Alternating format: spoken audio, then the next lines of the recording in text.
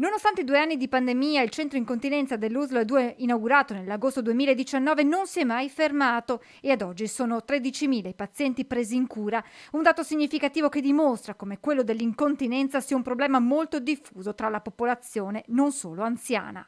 È un problema che prende tutte le fasce d'età, dai bambini agli anziani. Nonostante l'alta incidenza nella popolazione, spesso i pazienti, a causa della vergogna e della paura, faticano ad avvicinarsi agli specialisti.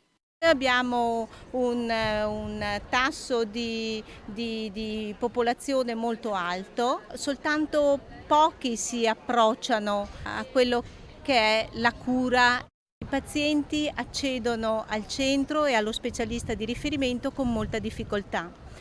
Anche quando è troppo tardi, forse alle volte.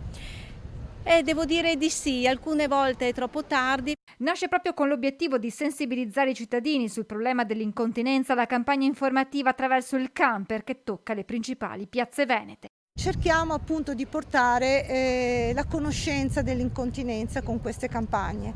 Ci spostiamo in tutto il territorio, abbiamo 15 tappe e cercheremo di far presente che c'è possibilità di risolvere il problema. Diamo proprio informazioni specifiche di che cos'è il centro incontinenza, di cosa si occupa il centro e di chi sono gli specialisti che ruotano all'interno del centro incontinenza all'ospedale di Treviso.